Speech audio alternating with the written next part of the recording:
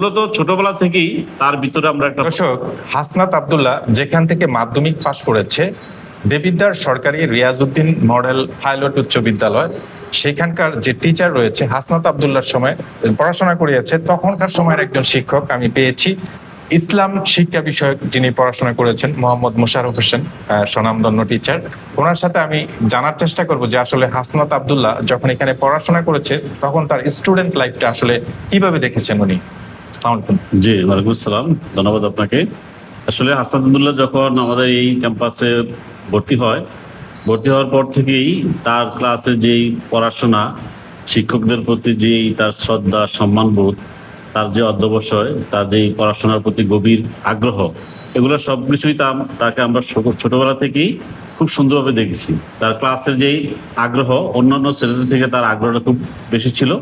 পড়াশোনা সে খুবই মনোযোগী ছিল, আমাদেরকে পড়াটা সে দ্রুত দেওয়ার চেষ্টা করতো। এবং তার অন্য একটা গুণ ছিল, সে নেতৃত্ব দিতে পারতো আগে। সে যখন ক্লাসে আসতো তখন তার আশেপাশের ছাত্রদেরকে নিয়ে সে নেতৃত্বের যে গুণগুলো তার মধ্যে ছিল এগুলো সে প্রকাশ করার চেষ্টা করতো। তার আলাদা কোয়ালিটি ছিল।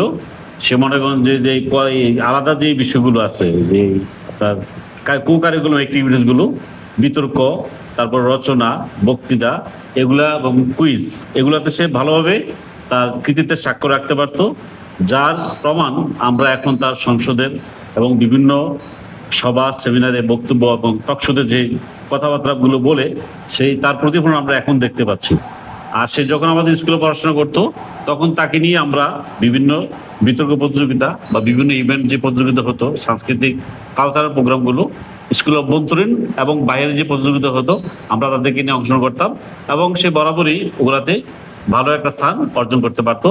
এবং স্কুলের ভিতরে সে সম্মিলিতভাবে বিভিন্ন কার্যক্রমে আমাদেরকে সহযোগিতা করত এবং ছাত্রদের যে বিভিন্ন সুযোগ সুবিধা চাওয়ার জন্য দরকার, এগুলা সে তার নেতৃত্বে, স্যারদের সহযোগিতা তার ক্যাম্পাসের ভিতরে বাস্তবায়ন করার চেষ্টা করত। মূলত ছোটবেলা থেকেই তার ভিতরে আমরা একটা প্রবল নেতৃত্ব গুণ আমরা দেখতে পাই, যেটার পরিস্ফুটন আমরা এখন এই যে বৈষম্যবিরোধী ছাত্র আন্দোলন চলাকালে দেখতে পাই। এবং সে যখন ঢাকা বিশ্ববিদ্যালয়ে পড়াশোনা করে রেজিস্ট্রার বিল্ডিং এর যে কিছু অনিয়ম সে তুলে ধরছিল এবং সে অনশন করার কারণে তৎকালীন ভিসি মহোদয় তার দাবি দেওয়া মানতে বাধ্য হয়েছিল। এরপরে সেই প্ল্যাটফর্মটা তৈরি হলো বৈষম্যবিরোধী ছাত্র আন্দোলন। সে সেখানেও যথেষ্ট ভূমিকা পালন করছে।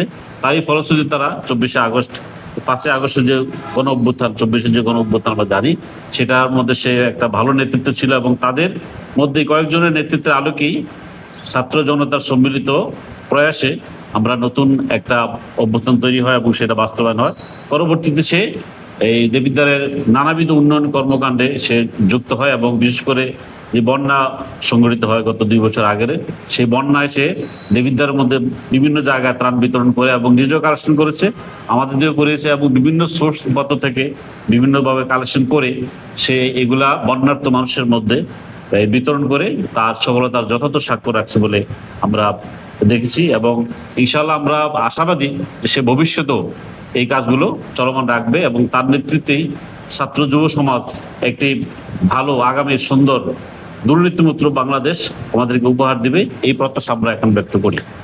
আপনারা কি কখনো ভেবেছিলেন যে হাসনাত আব্দুল্লাহ আসলে আজকের এই পর্যায়ে আসবে, আপনার সেই স্টুডেন্ট হাসনাত আব্দুল্লাহ? এটা তো আসলে অগ্রিম, ভবিষ্যতে তো অগ্রিম কিছু বলা যায় না, কিন্তু তার ভিতরে যে নেতৃত্ব কোয়ালিটি আমরা দেখতে পাচ্ছিলাম, আমরা হয়তো ভাবছি যে ভবিষ্যতে সে হয়তো কিছু ভালো করতে পারবে। তার আরেকটা গুণ ছিল, সে ছিল দুরন্তপনা ছিল। কিন্তু আপনি ক্লাসে শিক্ষক এবং অন্যান্য শিক্ষকদের সাথে কখনোই সে খারাপ আচরণ করেনি বা কখনোই এমন কোনো আচরণ করেনি যে আচরণের কারণে শিক্ষক বা তার সহপাঠী বা অন্যান্য ছাত্ররা কষ্ট পেয়েছে।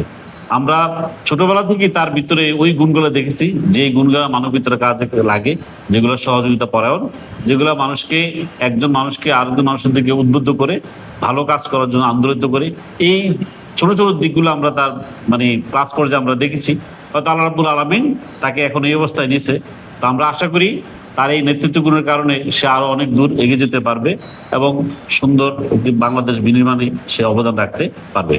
সারা বাংলাদেশে সে ফেমাস, নট অনলি বাংলাদেশ, সারা বিশ্বেই বাংলা ভাষাভাষী সবাই চিনে।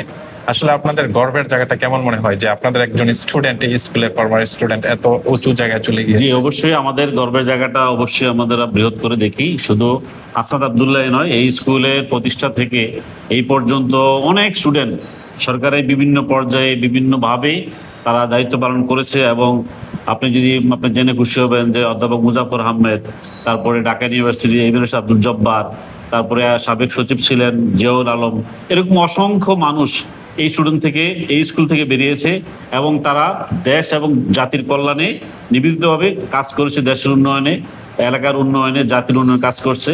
তারই ধারাবাহিকতায় হাসনাতুল্লাহ আমরা মনে করি সে আমাদের একটি গর্বের জায়গা, আমাদের একটি শ্রদ্ধার জায়গা, আমাদের একটি আবেগের জায়গা, যে আবেগ থেকে আমরা নিজেই গর্বিত মনে করি। কারণ যেহেতু আমাদের একটা স্টুডেন্ট আজকে এই পর্যায়ে গেছে, আমরা আশা করি সে বাংলাদেশের নেতৃত্বের পাশাপাশি বিশ্ব পরিমণ্ডল সে অবদান রাখতে পারবে বলে আমরা এটা মনে করি।